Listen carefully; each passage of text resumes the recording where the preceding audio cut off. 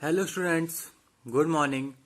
My self Mohit Prakash और आज हम बीएससी फाइनल ईयर में फर्स्ट पेपर में यूनिट 3 स्टार्ट करने जा रहे हैं, जिसमें सारे कल्चर्स हैं।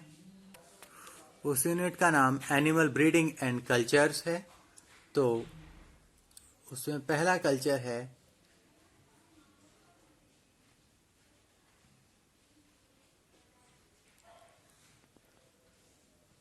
एपीकल्चर। तो आज हम एपीकल्चर के बारे में पढ़ेंगे।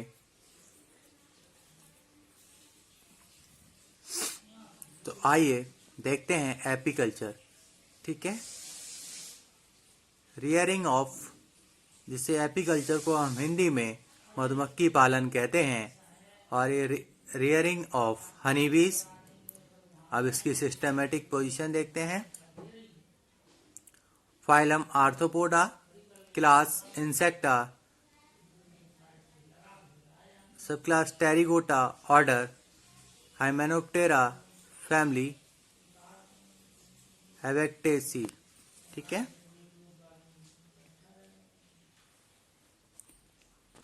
इंट्रोडक्शन।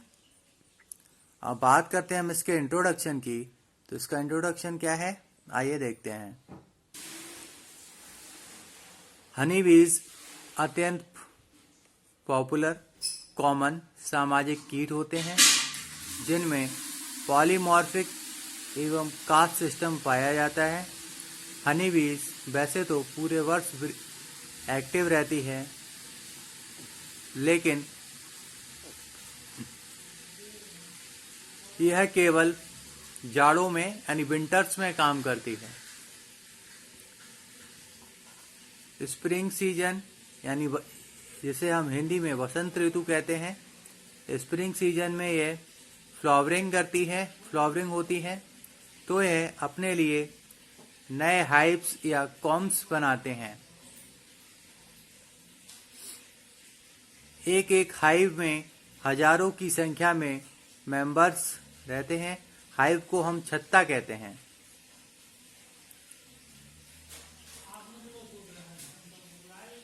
हनी बी छत्ते के मेंबर्स को भोजन की उपस्थिति की सूचना विशेष प्रकार की मूवमेंट द्वारा देती है। यह movement back dance, bee dance कहलाते हैं। इसके विषय में सर्वप्रथम डॉक्टर कार्ल वॉन फ्रिश ने बताया था। इसके लिए उन्हें नोबेल प्राइज दिया गया था।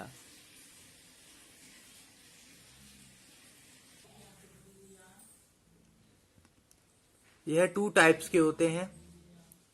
पहला type tail wagging dance and second type round dance.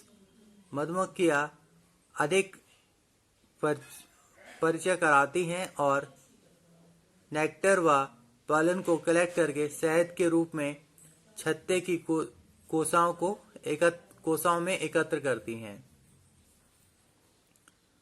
अब बात करते हैं हम इसके सैप ऑफ हनी बी। एपिस डॉर्सेटा,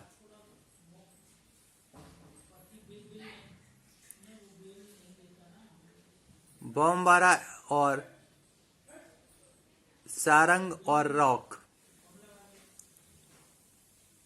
यह लार्जेस्ट हनी बी होती है, जिससे मैक्सिमम मात्रा में शहद मिलता है।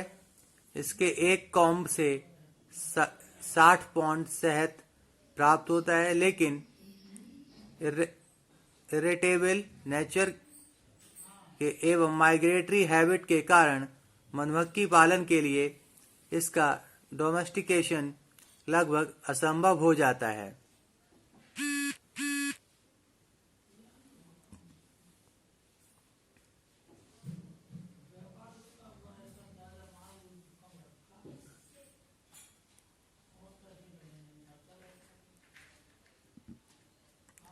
दूसरी स्पीशीज है एपिस इंडिका, जिसे हम इंडियन बी कहते हैं।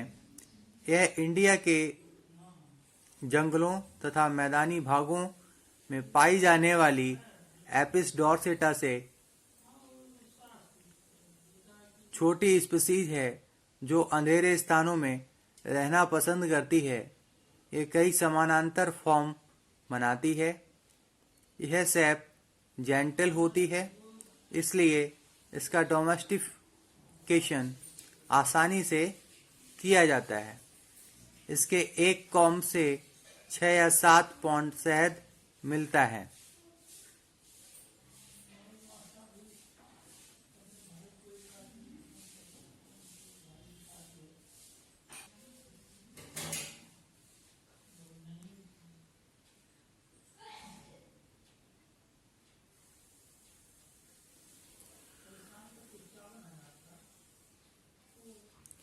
अब बात करेंगे हम अगली स्पीसीज एपिस फ्लोरिया, जिसे हम लिटिल बी कहते हैं। यह स्पीसीज एपिस इंडिका से भी छोटी होती है और इससे बहुत कम मात्रा में शहद मिल पाता है। यह रेयरी डंक मारती है। शहद निकालने के लिए इनके छत्तों को आसानी से तोड़ा जा सकता है।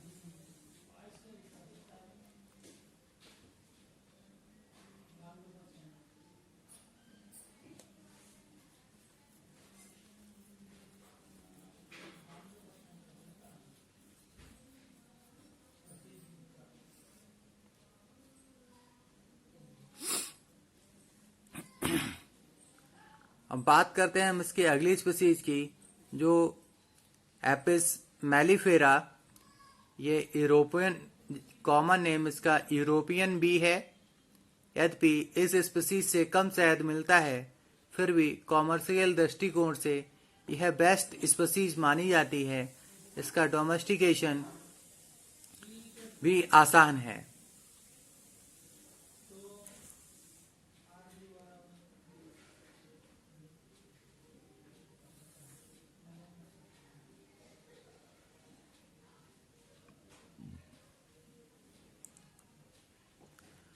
अब बात करते हैं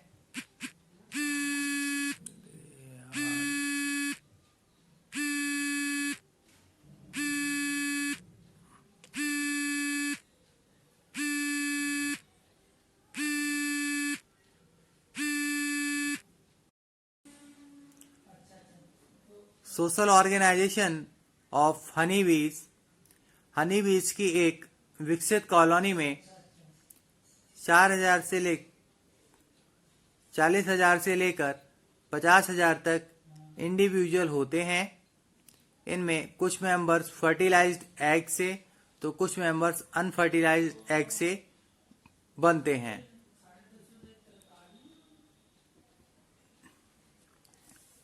क्वीन उन वर्कर से डेवलप होती है जो रॉयल जेली पर फीड करते हैं। क्वीन एक वेल डेवलप फर्टाइल फीमेल होती है, जिससे ओवरी काफी डेवलप होती है। क्वीन की सेवा के लिए अनेकों सेवक होते हैं।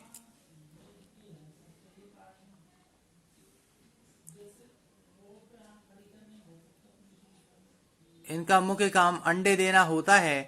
क्वीन की लंबाई 15 से 20 ml होती है। क्वीन वैक्स या हनी नहीं बना सकती और न ही पॉलन ग्रेन और नेक्टर्स को कलेक्ट करती है। क्वीन में सेटिंग ओविपोलिसेप एक ऐसा स्ट्रक्चर होता है जो अंडे देने में, एग देने में हेल्प करता है। एक क्वीन एक दिन में 1500 से 2000 तक एग देती है।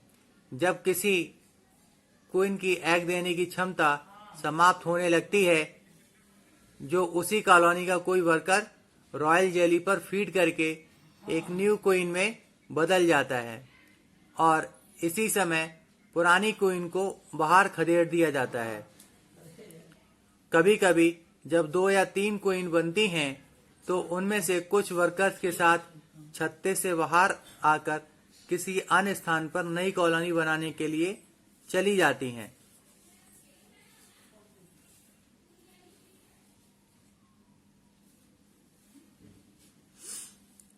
अब बात करते हैं हम वर्कर्स की। यद्यपि वर्कर सबसे छोटे मेंबर्स होते हैं, लेकिन सबसे ज्यादा काम यही करते हैं। क्वीन की भांति वर्कर्स भी फर्टिलाइज्ड एग से बनते हैं। एक वर्कर्स 6 सप्ताह तक जीवित रह पाता है।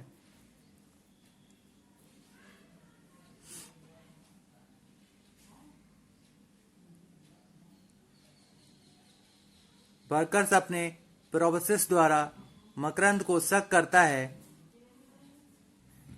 किसी भी शत्रु से बचाने, बैक्स ग्लैंड से बैक्स का स्रावण, पॉलन ग्रेन का कलेक्शन, मजबूत विंग द्वारा फैंगिंग आदि काम करते हैं। कुछ वर्कर्स आउटडोर ड्यूटीज भी करते हैं।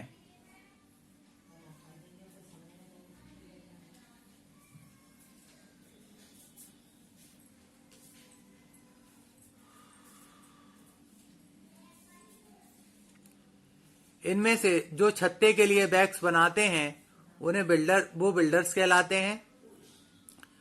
जो छत्तों को मरे हुए मेंबर्स तथा अन्य इम्पर्टीज को रिमूव करने का काम करते हैं, वो क्लीनर्स कहलाते हैं। जो वर्कर्स विंग द्वारा फैंगिंग करते हैं उन्हें फैंगर्स कहते हैं। कुछ वर्कर्स छत्ते की रिपेयरिंग का काम करते हैं तथा उन्हें वो हम रिपेयर्स कहलाते हैं।